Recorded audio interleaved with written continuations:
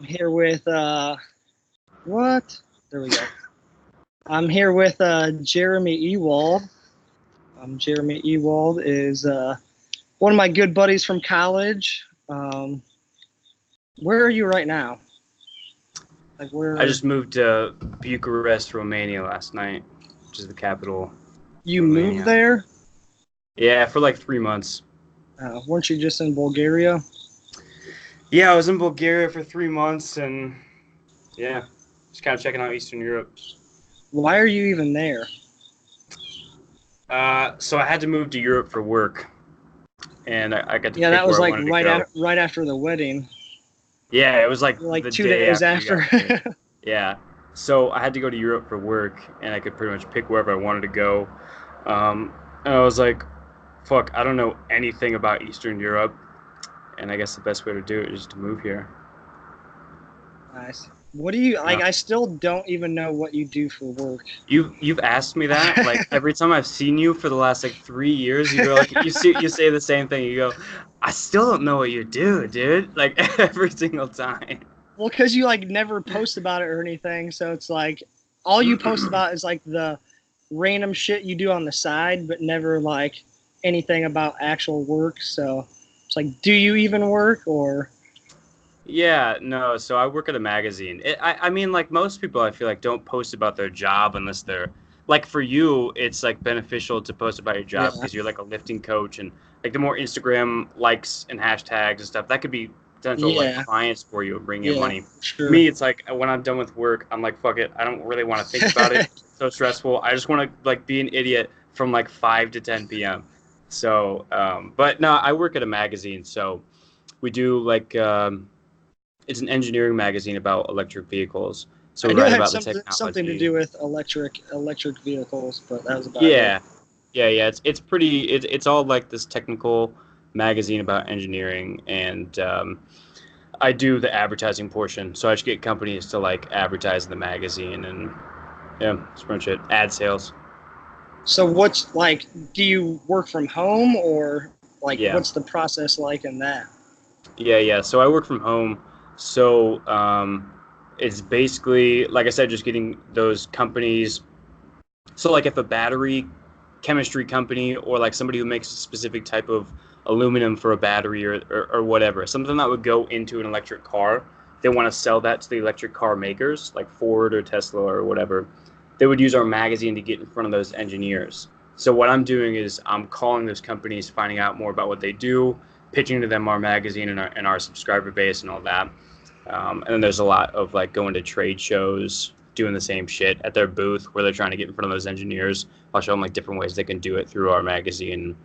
Of course, like it's not just a magazine. It's not just like a print thing. It's not just a print version. A lot of it's all this online like webinars and a big blog essentially that does all the magazine online. So yeah, that's my job. Just kind of a liaison for those companies to get to the electric cars. So basically, you do sales. It sounds like. Yeah, exactly. How's that? So do you get like paid off of like if you sell people, or they like that's you get paid like we're gonna pay you this, just go out and sell shit. So sales in general, you can either do commission only, or you can do. There's like 3 different ways you can do sales. It's like commission only means like you don't get paid unless you sell something. You get paid once that check comes in. You get a certain whatever percentage. Yeah. Usually it's the highest percentage you're going to get off of that check. You can also do what's called a draw commission, which is like a lot of car dealers and boat dealers and stuff. They'll pay you like $300-400 a week, but it's essentially a loan against the commission that's going to come in later. So it's like a very small salary that you then have to pay back at the end of the month once that commission comes in. You still get that high. So it's almost like percentage. A safety net. Sounds like. Exactly. It's basically just to keep the lights on for people who. I did it before, and I was selling boats, and it was the stupidest thing in the world because I haven't been on a boat since I was 6 years old. I barely even remember it. I don't know why they even gave me that job. Was that when you first moved to Florida? Yeah, right before this magazine. So that was like 3 years ago. And then the third way is like they'll give you a base salary and then a smaller commission, and that's what I do. Yeah, that seems like the most appropriate way to go. Like just so you have like you're for sure getting this, I guess like the ultimate incentive to sell more would be like only commission. But then like if you're not selling well, it's like shit. Like how do I eat this weekend? Yeah, But totally. I would probably do like the base rate plus some Starting commission. off, I've only been in sales for 3. I mean, we're both still pretty young. I'm 26, so like I'm still just getting started with sales. When I'm like 40 and I have if I have some cash saved up and I know the market, I know I can sell it no matter what. Like Yeah. you take that only commission sales job because they'll give you more at the end of the year. You'll end up with more because they give you a Yeah. higher percentage. Yeah. But right now, it's like I got like half and half. It's like, of course, I want to sell more because I get commission off of it. But in case I screw up or we have like a slow season, I don't go hungry. So Is it hard? Like, do you find it like hard or easy to sell like what you're selling? it's pretty hard, man. It's not. It's definitely not easy. It's like it's pretty technical sales, and meaning like you can't just like I'm not selling like phone books to people or like a new awning for your porch or something door to door. This sale Yeah, is like yeah. I have to know what this battery chemistry is all about and how it applies to the vehicle, where it is in the technology spectrum, like if it's going to be something super new or if it's going to be something they're trying to rebrand, and then how we can get that. I'm consulting them on how they can market this product properly. So I have to know their sales cycles. I have to know how the car works in general. I know how like the inside of the car works, not from an engineering perspective, but from a baseline, at least, Yeah. understanding of how the car drives and all the different components and shit. So Because you have to know sometimes all that. people It even kind of ask you questions like takes years to get outside of into it. your area of expertise. So you're like, well, shit. Yeah, yeah, totally. I mean, especially when you first start off, dude. The first year and a half was so painful. Like it was just cringe fest almost every day. It was like, oh my god, I can't believe I You're for said like, that, get this dude out of my face. dude. Well, they're I probably not used to somebody like, I guess, are they used to somebody as young as you? Not really. They only had like one of their sales. They've tried a bunch of people, but it just didn't work out. And the other person is a lot older, and she's been selling ads since like 1980, so she just knows her shit really well. So, Oh yeah, yeah, it was a learning curve for. straight from the TV show Mad Men. Yeah, basically, dude. She used to. Yeah, exactly. No, like I find sales like actually pretty interesting because actually part of my job right now is like some of it's commission based. So like if I bring clients in or like close clients, I get like a certain amount of that. So like it's gotten me a lot more interested away from like the training side of things and like actually like how to sell people on services. Um, because like people think like selling is like it's very kind of like shady in a way. Like that's Totally. what people's like common conception of like sales is like it's a bunch of like shady people. Would you like a But leather interior too to go with yeah, it? which like you can definitely get that feel from people. Like we went into a furniture store and it's like we were fucking hounded right away. It's like Yeah. at least like let us shop around. But like for me, it's cool because like getting healthy and getting like more fit is like severely going to help your life. So it's like it's a little bit easier to sell that because it's like, do you want to be healthy or do you want to not? Yeah. So it's kind of like like I get to like I obviously get something from it, and then obviously I'm helping people fucking crush it. So and most people Yeah. like in the fitness industry have had like some very bad experiences. So it's With like because coaching. yeah, like personal like with personal trainers or just in like with Oh, gyms in sure. general, Yeah. it's like the like it's more common than not to have like a bad experience. And then Mm-hmm. like what's so popular these days is like just going into an LA Fitness, like putting your earbuds on, not talking to anybody, and just like doing your own thing.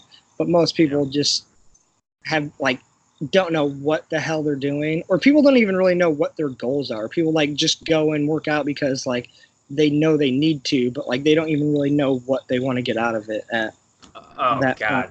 Yeah. People they'll go in and do like 30 minutes of cardio on like pretty like fairly kind of medium to hard cardio for 30 minutes like 3 times a week. And like of course that means, I mean, for weight loss that's almost nothing. You're gonna maybe, if you don't change your diet at all, which you probably will because you'd be hungry afterwards, you might lose maybe like a pound in a month or something. I mean, that's only like 1,000 calories lost per week or something, or like 1,500. I feel like that's pretty common for people. Definitely on the dot with not having any goals or any sort of direction when they go into Anytime Fitness or whatever. Oh yeah, for sure. It's like, but they do that because the option is cheap. Like LA Fitness or Planet Fitness is so cheap, but those places, their business is like their business plan is literally sign as many people up for super cheap and make sure they don't come in. Like the amount of like memberships to a Planet Fitness or like LA Fitness, like they have so many members, so many, but like 10% of those are actually using the gym consistently. Planet Fitness probably more so than like an LA Fitness. Totally. But people just go there because it's cheap, but then they don't know what the hell to do, or they don't have any accountability or motivation, so they just fall off the wagon. But like some people can be very like scared to spend like $200 to even $500 a month on training, but the reality of it, like the value you're getting with that is insanely higher than you would for like an LA Fitness. Yeah, I mean, do you think that's the same for like the average Joe? He get the same ROI, or do you think that's more based for athletes? Like the value in spending that much money a month? Oh, for sure. Like, definitely for the average Joe. Yeah, because so many people just don't know what they're doing out there, or don't have they haven't had any guidance at all. Like just talking to people, it's like I forget that a lot of people don't know like a lot of the stuff I know.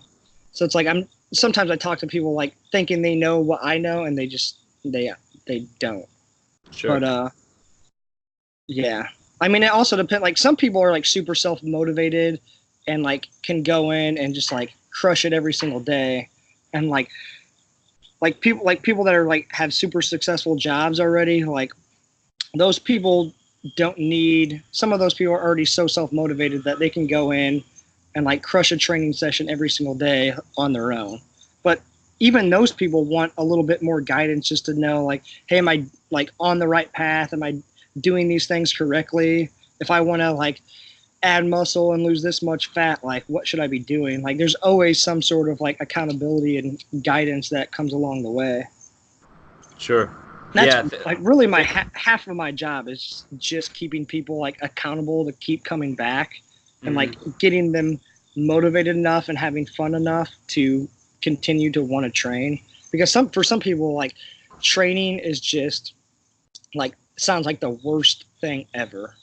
It just some people just don't want to do it at all. So it's trying to find something that's enjoyable enough to keep them coming back. Yeah, dude. Thinking back when I first started lifting weights, with what's his name, Mitch. I can't remember Mitch's last name. He went to your high school. Mitch Bryant. Yeah. Yeah. Me and Mitch Bryant. We started it was the first time I ever lifted. We got memberships at Ice Fitness or whatever it was. Yeah, I remember that because he was super skinny, and then he just got shredded. Dude, ripped. Yeah. We would go in. We work out 2-3 times a week, and we would I think we would literally just bench. We would just bench and bench and bench and every once in a while we would do dumbbell curls 15 pounds and kind of make it burn. That's about it. And not until from that point, I think I was 18, 19 years old. From that point to and we would run for half an hour too. And from that point, I get that cardio in. Yeah. When you're 150 pounds, 5'10", you lose a little weight. Yeah. And we were from that point, from 18 to 20, 2 years of lifting from when I went to Ball State. Really didn't even learn even that much. I mean, 2 years with a trainer would have probably been shortened down to 2 months, and probably be sure. Even now I'm 26 and I've been lifting for 7-8 years, kind of consistent, the last 5 years real consistently, but The first 3 were crap and not consistent. So yeah, I mean, having a trainer would probably be a total. I wish I would have had a trainer the first 2 months, man.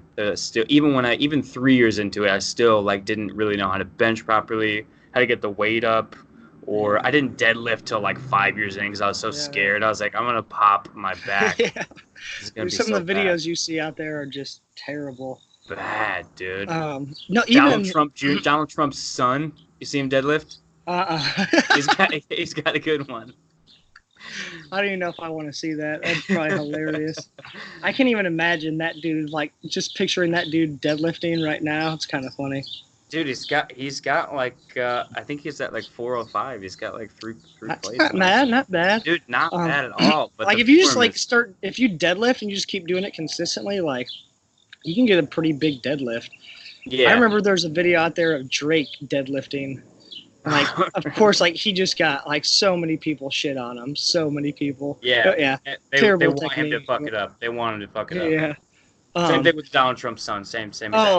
Even more so for him. Mm-hmm. Like he's probably so hated. Yeah. Oh yeah. Interwebs probably went crazy after that. Mm. No, but I remember I was an exercise science major, and I started lifting. I didn't lift. I played sports all my life, and I didn't start lifting like seriously until the end of my junior year of high school. Even before that, like we had like weight training sessions for football, and I'm like, dude, this sucks. Like it just feels so awful to strength train. Like lifting weight just did not make my body feel good at all. So I'd like go in there, do a little bit, and like our weights classes in high school were kind of a joke. Like we went in there and like, do you remember, DJ Stroll? Of course. Yeah, he'd go in there, put a 45 on each side of the bar, do like one squat, and literally he'd be like, all right, I'm done for the day. And people would literally just like goof off and not do anything. Like no one took it seriously. In weights class. Then I took that class too. It's silly. For football after school, it was a little bit more serious, but you could still get away with like not doing as much as you could. So I didn't see like any gains at all. And then I had a couple buddies that trained out of this dude's garage. And I was like, dude, my junior year of football is 5'8", 135. So it's like, I got to do something. Like, if I want to like have more of an impact my senior year, like I can't weigh 135. I literally look like a twig. So it's like, I'll go to this dude's garage and start training and see what it's about. And dude, I remember after the first training session, I was so damn sore. I was like, what the hell did I just do? But like, I'd go in there 2 days a week, sometimes 3 to start. And I gained like 20 pounds of muscle in a month because that's how skinny I was. And like, we basically just did upper body stuff. Those newbie gains. Because like squatting was like, it still sucked. Like feeling up like bar on your back and squatting super low the first couple times, like this doesn't feel good at all. Mm-hmm. So I carried that into college and still like at Ball State, I was like, I don't even know what I'm doing. I'd go to bodybuilding.com and be like, what sounds good today? And I'm like, I'd be like, why are they doing this? But I'd still go and like do shit. But yeah, Mondays at Ball State, National Bench Day. Like you'd go in 4:30 p.m. at the rec center. Don't plan on like having a bench. Yeah, it's chest Mondays, dude. Yeah, that's universal. That's like everywhere in America. But I do legs like once a week, but I didn't really understand what I was doing until after college, to be honest with you. Oh, Even really? like through exercise science major, I had a better understanding, but like actually like training, like my major, like the exercise science major was so focused on like the cardiac side that I had one strength and conditioning class and that was it. And then they're like, all right, go find an internship. So I'm like, well, I've had all this experience like with cardiac stuff and like fitness assessments, but like how to actually train somebody, I still was so clueless. Like I didn't really start getting a really good understanding of that until honestly, probably like 2.5 years ago, 3 years ago. That's interesting because you used to work out like Monday, Tuesday, Thursday, Friday, consistently for like the entire time that I knew you. And did you like? I never gained like any weight at all. Like I was like 160 my freshman year of Ball State, got up to like 165 by the end and stayed like 165 to 170 the next 2 years, 2.5 years. Because like I would like do a bunch of like bodybuilding type stuff, but I was probably eating like 1,000 calories a day, Really? 2,000, probably 2,000. Because like you don't realize how much you like if you're trying to gain a lot of muscle, you don't realize how much you don't eat or how much protein you don't eat.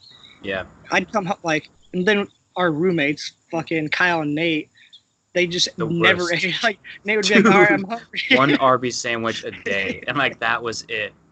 So it's like, man, it's so easy to fall into the trap of like not eating when you're around a bunch of people that like Nate would be like, "All right, I'm hungry. I'm gonna eat macaroni and cheese tonight." Yeah. He wouldn't eat for days, dude. Yeah, He would not right. eat for multiple days. And then he would just be like, "All right, I'm pretty hungry right now. I'll eat a whole thing of Velveeta." Yeah, All exactly. right, love you. Bye bye. Yeah. Hi, Jeremy. She says hi. Hello. Jeremy But says yeah. hi too. And then Kyle, I remember he went through the stage of just making nothing but quesadillas. He got that quesadilla maker. Oh, yeah. It was That's like right. the easiest thing. He's like, I'm just gonna keep making quesadillas. So all you need is like tortillas, cheese, and like some shredded chicken. Canned chicken. Canned. Yeah. But yeah, fucking Kyle. Yeah, man. So what's up with the podcast? What's the let's give the listeners a little lowdown on what's the purpose. So you said like in general, I listened to your first one and you said that like in general it's going to be like whatever you want to talk about, but obviously what you want to talk about is probably going to be pretty I have a pretty general idea of what that's going to be, like lifting and motivation and stuff. So have you dived into like what this is all going to be about, or No, do you know? not entirely yet. I'm just kind of like doing it for shits and gigs right now, just because it's kind of like it's sort of something like outside of my comfort zone. And like I had the idea of doing it, but it's so easy to have all these ideas in your head but never pull the trigger. So I'm just like, I'm gonna pull the trigger. Who cares? Like we'll see where it goes. I don't expect big things right now, but I'm just gonna stay consistent with it. And I think the key is to also like interview interesting people, because people like no one really wants to hear me ramble for however long. But Yeah. like the first one I made, I was like, I'm just gonna kind of just go off and see, like just kind of like honestly was just trying to be goofy, to be honest. So I just wanted to like have something that like I'm just doing nothing more for the sake of I want to do it. It's nice to like do something and not really worry about where it's going to go, like because it's easy to stay stuck in, is this going to make me money, or like is this going to be lucrative, rather than it's like I just want to do this. It's kind of like a creative outlet, I'd say. So Cool. I didn't want to do anything strictly about training, because that kind of like puts me in a corner of like all I can do is interview strength and conditioning coaches or only talk about training, when like there's a bunch of like a lot more interesting shit out there. So Totally. we'll see. Although it would be cool, like if you, when you go to these like competitions and stuff, like if you interview those, I mean, you probably already thought of this, but like the dudes who are kind of on top there, not only asking them about strength and conditioning, but just like the behind the scenes, because like when you go to the competition, so not even part of like the lifting. The lifting is like an everyday regimen for 15 years in the gym every single day, and there's so many other things that go beyond that for your motivation, your outside life. That like would be so interesting to hear. Yeah. And if you listen to any sort of training podcast, most of them just hit on like the training aspect. Like there's not a lot of them that dive deeper than that, because when it comes down to it, like they're all just human beings. So even like the people that are at the top, that it seems like it's so easy for them, but they're still like so many days they don't want to go to like train at all, or like, man, my body feels like shit. Like especially in like the sport of Olympic weightlifting, where your body gets beat up so much, like those guys and gals probably think about quitting so much. But like once you have like a bigger goal kind of set in stone, it's like harder to fall off the wagon, even if you like think about quitting, or how much easier it would be to just quit and like have your body feel better for once. Because at that level, your body just hurts every single day. Yeah, I'm sure, man. But yeah, and there's just like more interesting people out there like outside of training. So I thought maybe like, hey, interview some of these people. So it's more of like a all around podcast. So that's kind of the goal. I don't really have any topics I want to explore specifically, but sometimes like I have like I'll randomly get good ideas in my head, and I also want this as a form of like, oh, I'll like talk about that for 10 minutes. So, and then save like the longer ones obviously for guests. Cool. So, yeah, sounds cool. Yeah. Going back to sales a little bit, what do you like what kind of learning do you do to help you with sales? Because there's actually a lot of like, so Bree is a realtor, so she's like always trying to learn like connecting with people, like how to build relationships, just to like because that's like the biggest part of like her game is like you just have to like get in front of a lot of people, like build relationships with a lot of people. So she's always learning in that aspect. And now that, since that's part like a little bit of what I'm trying to do, like I'm trying to like learn more like in the sales arena, you could say. Yeah, I mean, there's like a foundation of things you can learn that applies to no matter what sort of sales you're in, like financial brokerage or realtor or fitness or advertising sales, doesn't matter. So there's just stuff that is just about charisma and just like learning yourself, like some of the basics, like Dale Carnegie stuff or Daniel Goleman stuff. Dale Carnegie does How to Win Friends and Influence People, Yeah, which is I like a read that really book. basic. Yeah, super really, basic. I read that a long time ago. Yeah, me too. I was expecting some extraordinary shit to come out of that, and I was like, "Is this it? Really? Like this is the key?" Just a couple tips, but it's a good start for a lot of people that don't really know it or know what it's about. If you don't know what that book is, then it's definitely a good start. That seems to be kind stuff of like common. That's a widespread book. I think a lot of people read when they're super getting into widespread this type of stuff. But and then the Daniel Goleman, which does you had my book in your trunk for the longest time. Yeah, it was Social Intelligence. Yeah. Bree. That's a good book too. Somebody gave Bree the emotional intelligence one. Yeah, but it's so dry and so dense. Oh God, it's reads kind of like hard a textbook. To read. Yeah, it's yeah. So hard. That's I remember reading the social intelligence book, and I was like, dude, like I don't know if I can finish this one. I did. It took me. I had it. I bought it, and I didn't really read it. Ended up in your trunk for a while, and I was like, I don't. Because I wasn't reading it. Yeah, you weren't gonna read it either. And then I thought maybe if I looked at it enough, I'd read it. But yep, same here, dude. I got it like a year ago again, and I was like, I'm doing it. And I read it for like a week, and I was like, oh my God, I can't do this so bad. And then like 6 months ago, I was like, if this is the last book that I read, I don't even care. I'm doing this. For like a month and a half, I would wake up early before work, like the sun wouldn't even be up. The first thing I did was read the chapter in that book and write some notes on it. And I'm glad that I did, but it was rough. It was like a thorny rose patch. Was it the social intelligence or the social emotional? Intelligence? Okay. Yeah. I'm sure there's like a cliff notes you could do. You don't have to read the book, but there's stuff. But those are just a couple examples. There's baseline stuff. But what I like more is within your niche online. There's gotta be people who have done this before and want to make more money passively. So they make a course, an online like Udemy program, or like whatever kind of course they can with like this big long page, like a big sales page, and at the end buy for $297. Those programs a lot of times can be really good. I'm sure there's realtor ones. The one that I used for advertising sales it's been like the epitome of my career. It's been really, really good. So really specific things. Like for you, like just search fitness, how to search or how to sell more fitness clients. I mean, general search terms like that. You'll find a program that's related to your industry, and I would totally recommend doing it. My buddy just did it. My roommate in Florida just did it. He's just starting like a wedding business right now, and he searched basically that found a program with some guy who made his own wedding business and you want to learn the sales aspect of it.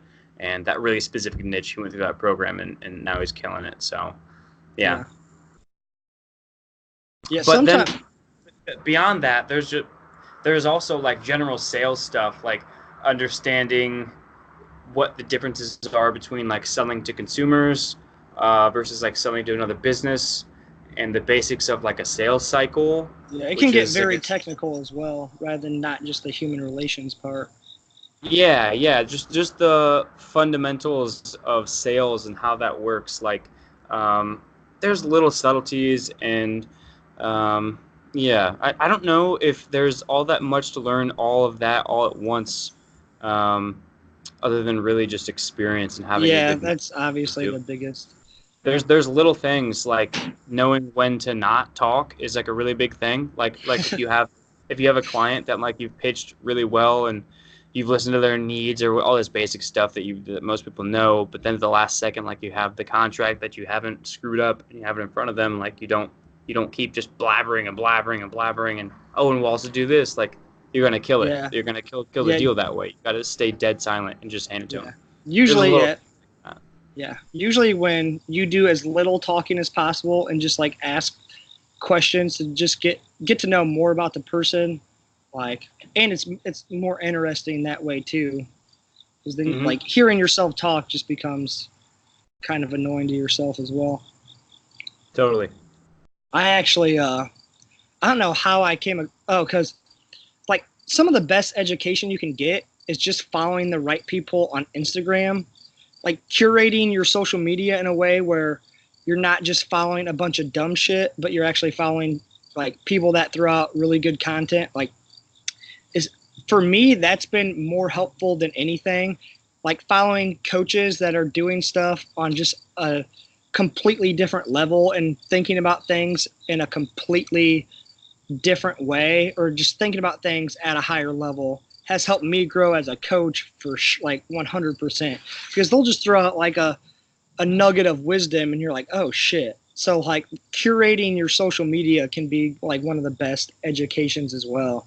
But I started following Grant Cardone, and he's all right, but he had I forgot how it came up, but I saw a video of him, and do you know who Jordan Belfort is? Yeah, of course. Yeah, the fucking Wolf of Wall Street guy. Him on his podcast? Yeah, and I was like, I thought it was some other dude named Jordan Belfort, and just kind of like use that sort of like brand, because I thought like the real Jordan Belfort was dead for some reason, but I guess it wasn't. I guess it wasn't that long ago when he did all the crazy stuff on Wall Street. But I listened to that and realized, then I started just like scrolling through Jordan Belfort's like YouTube feed, and it's a bunch of just sales training stuff. And he was on the Breakfast Club, and he had a lot of like really interesting things to say. So I started like watching some of his stuff. But especially someone who, he has kind of a unique experience, because he basically, I mean, he went to jail for like a year or 2 years. So he basically made a bunch of money, went to jail, and like lost it all. So he's kind of had to like remake it back. So he kind of has a unique experience. But it's easy to, like, some people that are that big, like their brand says more than anything they have to say. Like some of the people that have the best things to say are people you don't even know that much. So you kind of have to be careful in that sense. Yeah, you definitely do. And I love watching Grant Cardone's stuff, but I've never bought any products from him. Actually, I went to his like 3-day conference in Miami. Yeah, I think I saw that.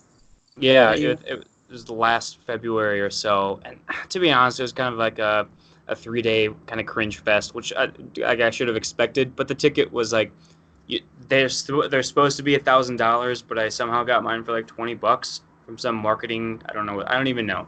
So, but yeah, so I went there and it was kind of okay. But wait, say something. I don't know if I can still hear you. Hello. Yeah. Okay. So, yeah, but I wouldn't recommend going into his products like for sales learning. And the same thing with Wolf of Wall Street. Again, like those two guys are like larger than life. And even if they put like a complete shit product out, guaranteed they're gonna sell a Yeah, lot, like a for lot of sure. them. It's all marketing. It's not even really really a good product at that point. It's just Yeah. marketed so well. But there's all kinds of sales trainers out there like that, and I can't speak for either of those guys. I mean, I've never done either one of their trainings, so they could be good. I really don't know. Yeah. Yeah. Do you like where do you still want to like do you want to continue to do what you're doing? Like where do you see yourself in the future besides moving Um, to random countries? yeah. No, I don't anticipate leaving anytime soon. The cool part about my job is like, it's a really small company, and um, I get to have a firsthand look and firsthand help into really helping grow the company and bring new ideas to the table and research. Like I've brought it in the 3 years I've been here, I brought a bunch to the company that's been a experience. Assets that we make, like hundreds of thousands of dollars on. That was like my idea. That's pretty Oh, cool. And, nice. and understanding how like new technology is coming up in the e-mobility world, which I think is going to be pretty big in the near future. And really, just I want to spend my 20s just keep learning and learning as much as I possibly can. It's not even though I do pretty well for myself. I'm not even all that concerned about the money as long as I'm comfortable and I can do some things, Yeah. just whatever I can do to learn. And being in such a small company, like my boss is willing to just take me by the hand and teach me everything from hiring, Yeah. training, managing, accounting, marketing, sales, the market itself, Uh-huh. which is extremely valuable for a 26-year-old who dropped out of college and needs to keep educating himself. So, No, that's nice for sure. That's what, like I've worked for small businesses since I graduated, and I really like the part. There's so much more freedom to it, and you kind of it's a little bit I don't know if fulfilling is the right word, but like working on growing a small business is, in my experience, is fun. Um, Rather than working for some of these like large corporations, it almost like some of their like benefits are insane. Like some of these like healthcare benefits and whatnot for some of these large corporations are insane. But it almost feels like you're like selling your soul in a way. Like that's mm, like part of me is like I could maybe go work for like a big company and make a lot more money. But I feel like just having that thought in my head already makes me like that sounds awful. Like that doesn't seem fun at all. Rather than you can kind of work your way up through like a small business, work on growing the small business, work on growing yourself as a coach. And you might not make as much money right now, but to me, it's more fun. And you kind of get them looking back. I feel like the experience would be much greater than kind of working for a more like a bigger company. yeah, yeah, no, I'm on the same exact level. Like every single everything that you do in a small company, you can really see the effect of if it's positive or negative. Like if you Yeah. slack off in a small company, it's like, what? Jesus, you're costing us money, dude. What are you doing? In a Mm-hmm. big business, you can like take half the year on vacation, and Yeah. like people won't even know. They'll be like, "Do you work here, dude?" Like they will have no idea. Yeah. So I that's remember that's definitely the coolest part. yeah, I remember going to an Apple store when I was in high school, and my phone was like the screen was shattered, and the guy's like, "Yeah, Apple's $1 billion company. We'll just replace it for free." So it's like, and Oh, Apple isn't gonna, and Jesus. they're not gonna see that like at all No because one will they're know. like so much money is coming in. Yeah. But like, imagine if A everyone screen. decided to do that like at the same Yeah. time. But yeah, and you find that like working for a small business, like nothing is very straightforward. Like you try some shit that you want to see if it works. Maybe it fails miserably. Maybe it doesn't. But it's kind of like you're always like figuring stuff out on the spot. Like it's never super linear. Totally. Yeah, I was you get the chance to wear so many hats at once too. It's like, if you want to do something, like at your company, if you were like, hey, I'm sure if you were like, hey, dude, can I just like help out a little bit with like social media or something like that? They'd be like, sure, yeah, why not? yeah, it's yeah. So like I do a lot of the Instagramming stuff from like Oh, cool. for the gym, and like the the Lift Lab account is already like pretty big as it is. But one thing here that I've like really enjoyed so far is like I've gotten a lot more of a look at like the behind the scenes business stuff, whereas like obviously like my number one job is coaching, but getting more involved on just like advertising, marketing, and like getting like just the business part of like getting more people in the door, getting more people to sign up for training. Like that's honestly been, it's new and it's been pretty enjoyable for me thus far. Cool. Yeah, I was actually telling some people last night at the gym because I forget, we were talking about college, and I mentioned how you were in nursing school. Like the first week you were late twice. Oh, They're dude, basically what like, disaster. if you're late one more time, you're kicked out. And then you like get disaster. close to finishing, and you're like, yeah, I don't really want to do this anymore. And I remember like in college, like, so we'll back it up a little bit. So we met sophomore year because we moved into a house, and you knew some of my buddies, Tyler and Kyle, that we planned on getting this house with, and we knew there was going to be a new roommate, but we didn't know who it was, or going to be an additional roommate. So I show up with my parents thinking I'm the first one to move in, and there's some dude in the basement. I'm like, who the hell are you? Like, who the hell is this guy with this like skater boy looking haircut? And wearing a towel. I didn't have any clothes on. But anyways, yeah, we met sophomore year. We're roommates sophomore year with 4 other guys, junior year with 4 other guys, and then senior year we moved into a house with 2 other people. And then you actually, after I graduated and I lived with my sister while you were going through nursing school, you stayed in my sister's basement for like, was it even 2 months? Like, it wasn't long at all. No, it was just like till I could find an apartment, pretty much. Yeah, but anyways, you were going through nursing school, and you decided to like drop out of that. And I like, when we spoke in college, it's like, dude, why are you going to nursing school anyways? Like, it doesn't seem like anything that fits your personality at all. But yeah, so what was that process? Because I remember you're like, yeah, I just want to, thinking about moving to Tampa, and you just dropped out of nursing school, and you're like, all right, moving to Tampa. Took the old Ford Taurus down there. Oh God, yeah. No, like I pretty much like failed I was a really, really bad kid, and I pretty much failed out of high school. And my mom is a nurse. She's a nursing instructor at a local college, and she's been a nurse her whole career or whatever. So my parents were like, what can we shove him into where he's not going to be like digging ditches? Like, they had the best intentions. They were like, well, how can we convince this kid to like not screw up his life? They're like, all right, so essentially put him through 4 years of hard work, and we'll help as much as we can along the way.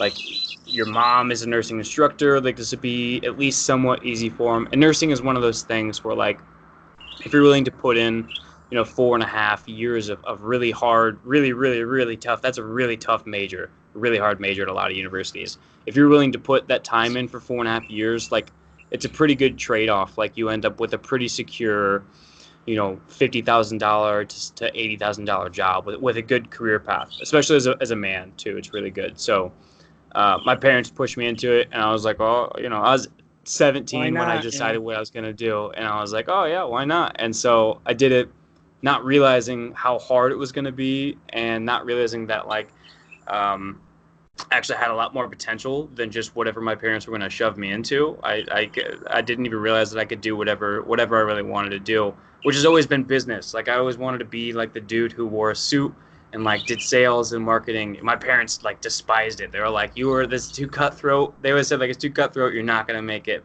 My sister has a business degree, and she didn't do anything with it. And they were like, that's the opposite. We don't want you to ever do that. We want you to do nursing. And I just kind of just did it.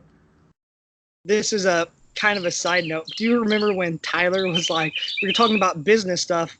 It was sometime in college. He's like, yeah, dude, I just want to, really what I want to, because you're like, what do you want to do with business? You're like, well, he's like, really, I want to open up a dispensary in California, just show up to work whenever I want to every day. I'm like, feel like business is way harder than what you're making it seem right now. But I just remember I thought that was hilarious. Yeah, I mean it can be. I don't know. Business school is it. I don't know. I have a weird opinion on college in general, but yeah. So yeah, that's basically it. It was just my parents shoved me into that, and I didn't even like. I took the entrance exam for nursing, and I did really well. And I was like, "What? I'm not a complete idiot." I was like, "Whoa, I could actually do something I want to do." So then I still stuck with it, and then eventually got really hard, and then I was like, "I don't even. This is miserable. I hated it every single day." So Yeah. yeah, and I moved to Florida without really thinking about that either. So Did you have a job lined up when you moved to Florida? I know you had like an no. apartment situation lined up, didn't you? hmm Yeah, no, I didn't have a job, but I had like 5 grand saved up, and so it wasn't like I just went down with no money. Like I had enough money to last From me for doing a while. where did you get that money? Because you were going to nursing school. You weren't really working, were you? Um, right towards the end, I got like an externship, which is like a paid internship at the hospital, and then when I dropped out, they were like, "You're welcome to just keep working here, and we'll pay you like a normal wage." And I actually made pretty Oh good money shit. at the hospital for like 6 months. I would work Oh, like I think 60. I do remember that now. Yeah, Yeah. it was in the psych, Yes, not that's right. ward, That's but right. the intake psych stuff. But essentially, it was like a nurse's aide for the psych for the hospital. But anyway, so I did that for like 6 months. I just worked like 60 hours a week, like as many hours as they would give Yeah, me, I and do I just remember that. Yeah. made pretty decent money and didn't really spend any of it. I lived in a really shitty room, an apartment with like Mario Moroni, and just spent like $1,000 a month was my expenses, and I was making a little bit more. So anyway, so I had money to saved up, and I had a car, and I was like, if I don't do this, actually, I wasn't sure what I was gonna do, and I was like, I was thinking about it and thinking about it, and I was talking to my buddy at work who's like 50 years old, and he did the same job as me. He did the externship and turned into the same position, nurse's aide in the psych, and he's like 50. He's been there for like 30 years. And I was like, man, I'm thinking about going to Florida, and it was like, really? Like, why? I was like, I don't know. Like, I've never felt like I wanted to live here in Indiana. Just like my family's just here, and I'm not even all that, I never had that close of ties to Indiana in general. I always knew I wanted to leave. And then he was like, dude, he was like, uh, if you don't do this right now, like, look at me. He was like, I was 23, 24 when I started. I'm 50 now, and it Oh feels like shit. I literally went to bed last night as a 23-year-old, woke up, and now I'm 50, and I have 2 kids, and like the most fun thing I do is like have a beer and watch football. And I'm like, oh my God. Yeah. And like at Leave the next day. the next week, I quit and I moved. I was like, that's the last thing. There's nothing wrong with Indiana, especially Indianapolis. It's fucking, I miss it all the time. I really enjoy It's, Indy. it's not nothing wrong with that, but I always, always, always wanted to move away since I was a really little kid. So, um, yeah, that's What, basically it. what did you? So when you got down there? What like what did you do right away? Obviously, did you even? I remember you mentioned you were thinking about like finishing school down there. I don't think you did that. So, yeah, I started school again because my mom teaches at a college in South Bend, and so I could take like online school for free, and it was business school, but it was online business school. Which after 3 months of that, I was like, this is so dumb. I was like, this is literally just memorizing garbage that I'll never use for 3 4 weeks at a time, Yeah. regurgitating it on an exam, forgetting it, doing it again, do that for 2 years, and then I get this little slip at the end, and I don't learn a single thing. I was like, this is not the way. I was like, the way I want to do this is to get a sales job, learn about sales and marketing first fucking hand. I don't even care how much I get paid, and that's what I'm gonna do. And that's how I ended up with the magazine, which ended up perfectly. Yeah, that's kind of my thought on business school, because it's like I feel like for business, you just have to get out there and like throw yourself in and just like figure it out on your own. And for business, you say you graduate with a business degree, Like you can't go to a company and be like, hey, business degree, hire me.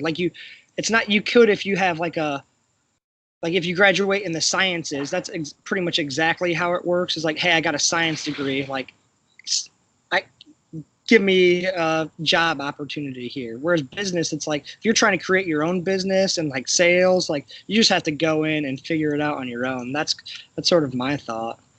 And I feel like Yeah. that's the opinion I've got from a lot of people that have gone through business school or started to go through business school and just say like it just doesn't make sense. Yeah, it's a strange thing that like if you go to like chemical engineering school and then you go to like a big pharmaceutical company, you're like, yeah, I know how to solve these Yeah. these chemical problems. I can balance this equation. I can do this and that. It might take you a little time to learn the ropes, but not long. You've already done this a million times before.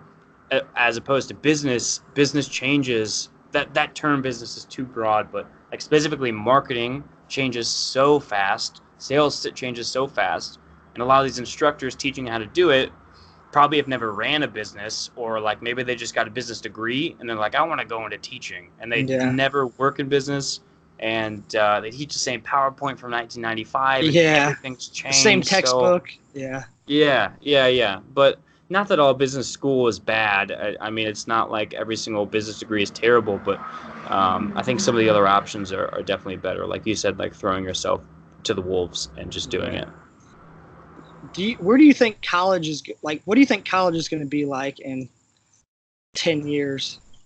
I feel like it's changing pretty fast. Maybe that's just kind of like my perception, but there's just so much information on the internet. Like I could get on YouTube and learn physics, and Mm-hmm. I don't have to waste my time, or I don't have to waste my money, and I don't have to waste the time going to class to learn about physics. All the physics information you need is out there. You can order books. You can even I watched a Richard Feynman 1 hour long lecture like 3 months ago, just because like physics is interesting. Let me listen to this. I could teach myself physics or learn a lot about physics just online, just on YouTube. But Yeah. obviously, no one's gonna. I can't apply for a job at a college. But like, I want to teach physics. I learned all about it on YouTube. Obviously, that's not going to work. Yeah, I mean, to a certain degree, some of those like science ones, you can be just a wicked smart engineer and not ever have taken a college course, and I mean, you could know more than there, but not always. But yeah. Um, I don't know, dude. Right now, it seems like college is sort of like the institutions are eating themselves alive because the same thing we talked about just now, the old PowerPoints and the same lectures, and not as good as the other effective ways to learn, like YouTube and Udemy and what's it, Lydia and all the other Skillshare, the thousands of other ways to learn. It's so accessible for one, and then two, the price is of college. It's so it's the opposite of a free market. It's like a pseudo free market in a way that like the government will loan out however much cash you need to these 18-year-olds on this non bankruptable weird $50,000 It's half a literally the mortgage only thing loan. you can't claim bankruptcy on is You student can't loans. exactly. Yeah, and it's so absurd. They give it to those same kids that I mean think about this shit that we did when we were 18. Oh my god, taking out $50,000. Who gave us that money? Why would you do that? Can you that's the same two kids that I took a wine glass and I broke it on your head. Like that's the same. Those two knuckleheads got Yeah. student loans from the government, non-defaultable or non whatever. So with that, the colleges can keep raising their price by if they wanted to 5-10% every single year, which a lot of them do. I don't know if it's 5%, but it's probably between 3 and 8% per year consistently for the last like 10 15 years, and there's nothing that we can that those kids can do about it. It's just the price. It's just what you take Yeah, out, and it's you don't even insane. think about it. Your brain's not even developed. Not even after you graduate, your brain's still not done developing. But the judgment part of your brain, the Not until judgment part, not until after college. You're like, oh, years I feel after. like I kind of get I feel like I kind of understand things now. But like when I was like my senior year of high school, I was the dumbest person ever. Like even through college, but like I had no idea what I wanted to do. I was like, played sports my whole life. I'll go coach, or I'll do something within coaching because that's basically the only thing I know. And I still like I enjoy coaching a lot. Like that's one of like one of the most favorite things I do. But at the time, I just had like, yeah, it's almost better off like working out of high school, just working something, and like let yourself just kind of figure out what you want to do on your own. Because like because then you think you want to do something, you get thrown into that program, then you feel like you're obligated to finish it because you got this big loan out, so you might as well use it. Mm-hmm. And if you don't, like, you better take out more loans every year because you've already got these loans. You know, it's like a climbing a rope and somebody's got a flame underneath of it. It's like you better not screw this up because you got these loans coming in 6 months if you quit. Yeah, but right. I think that is a better option. I think most people know that that's a better option is to take a year and try to do whatever. At least it's becoming sort of common knowledge. But at the same exact time, there's a whole stigma on people that people will say, like the total stigma is like, if you don't go now, you'll never do it. Like that's what everybody says. If you don't go to college right after, what? I said, yeah, okay, so. Yeah. I mean, but like my dad always said that, and like all my relatives said that when I thought about like taking a year to work, they'd be like, if you don't do it now, you get caught up with work, and then next thing you know, you have kids, and I was like, okay, well, I don't want that to happen, right? I guess there is some truth to that, but I mean, yeah. It's not. I'm not defending. Yeah. I'm saying the same thing. It would be better to take a year, maybe multiple years, until you figure out what the hell you want to do, and don't decide when you're 17 and a half years old.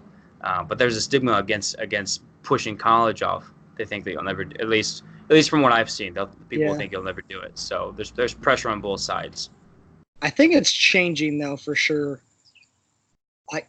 I think shit's gonna get weird in the next 10 to 20 years. Just like with the increase in technology, and I feel like people are just going batshit crazy. Like really, like because there's people are just getting bombarded with information. Like I can't even imagine trying to be a teenager right now. Like I'm so glad I was a teenager when I was, because I feel like I would be doing some stupid shit right now if I was 15. Like I can't even imagine. And then think about people that are 5 now. They're going to be 15 in 10 years. Like what's that going to be like? It's weird. Yeah, it's very, very odd. We were like the very last generation before everything was like documented weirdly, and yeah, super odd.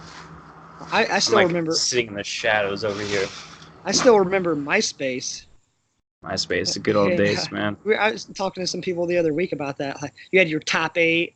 Like you knew someone was pissed at you if they deleted you from their top 8. They're like, oh shit, what did I do? Like I gotta talk to this person, see what's up.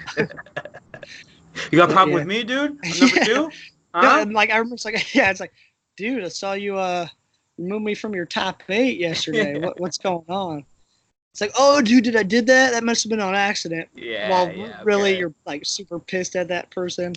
Yeah, Caitlin took that position from you. I know it. So, I mean, we're at an hour now. We should probably wrap this up soon. So, what do you want to do in the next 3 to 5 years?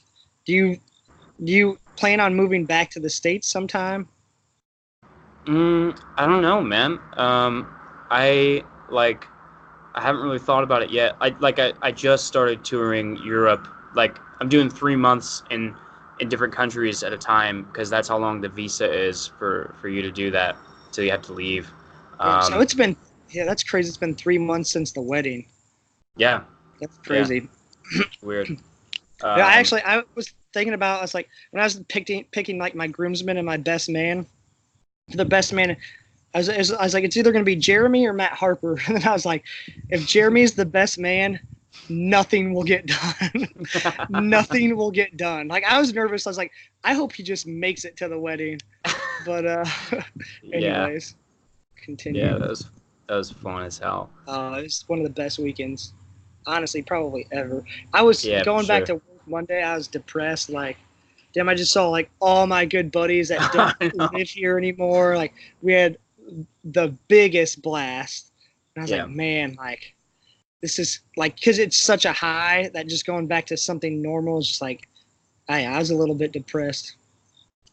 Yeah, that was a big hoorah, dude. That was Yeah. pretty fucking wild. Yeah. But no, I don't really know. I think the next logical step is to after this job and after just seeing Europe, I'll probably go to, like, during the winter. I'll probably go to Asia for a couple months when it's warm, because it's gonna be pretty fucking cold here. And I've lived in Florida the last few years, so I haven't seen snow for a while. And um, yeah, so just right now, just kind of tourist around and keep learning about business. And then the next logical step, I think, would be to go starting a business or joining another startup and taking another big bite out of something. So that's it. That's what the 30s will be, I guess. Didn't, when you met us, I think it was last year when you met us in Fort Myers, you said you were also doing something else at the time, like you had your own, I forgot what it's called. Staffing company. Yeah, yeah. Is that Hmm. still a thing? So yeah, so my boss, after the first year of working here, my boss, like, I did really well or whatever, and he said he had this company idea in the back of his mind, but didn't really have anybody to partner up and do it, and he asked me to do it with him. And we started like a staffing firm, which is like headhunting, like just finding engineers, and Hmm. essentially like just selling them to other companies, hooking them up with other companies. We take a fee or whatever. That's boiling it down. But anywho, we started that company. It was up for like a year or a year and a half. We did super well, and I got the opportunity to do everything from zero to bringing us up to, like, a couple $100,000 in revenue in a year, or per year. And I got to see from zero to that, and see it all That's through, nice. and Yeah, be the manager. And it was so that's awesome pretty to do. It cool.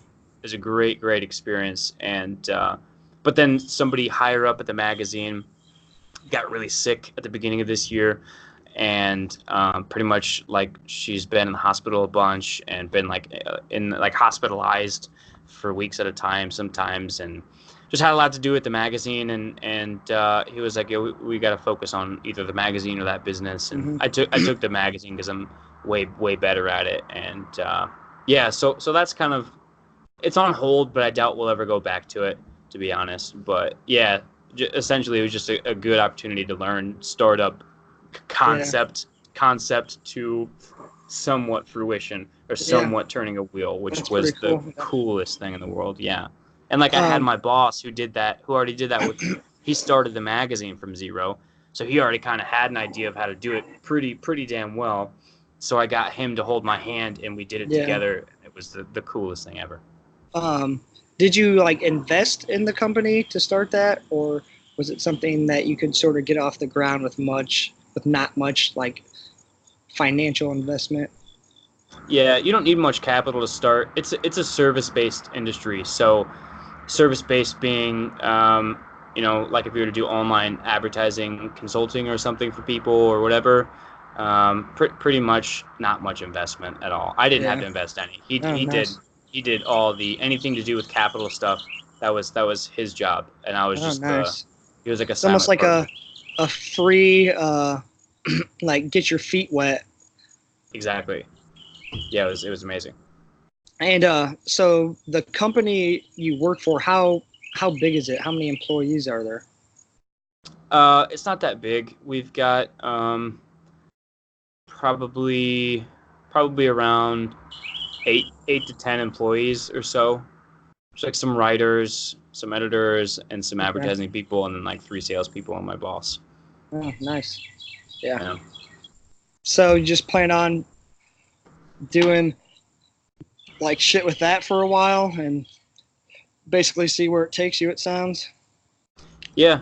I mean, my boss has some big steps planned for the company, and if they end up being a good direction that I really like, I'll 100% stick around for that. I mean, that'd be awesome. Like, we've got some cool ideas going on right now. We'll be exploring in the next few years, and yeah. So I mean, just, I don't know. I'm not getting too far ahead of myself. I don't know Yeah. what I'm gonna do yet. Totally. Not getting married anytime soon. I like I said, not getting ahead of myself. Although it's hard to, like, I work so much, and in my off time, I spend it like learning and doing more work. It's hard to keep a relationship starting. It's hard to start a relationship. It'd be okay to be in one that I've been in for years, but to start one takes so much work that like I'm just like, ugh, I just can't do it. Gotcha. Yeah. All right. Well, unless there's anything you want to say, guess we'll shut it down here. No, dude. One thing, I can't wait. I hope you keep this consistently up for the next few years, and then, like, I'll be the first. I'll be the first guest, and I'll get a little plaque in the office or Yeah. something, dude. So, Hell yeah.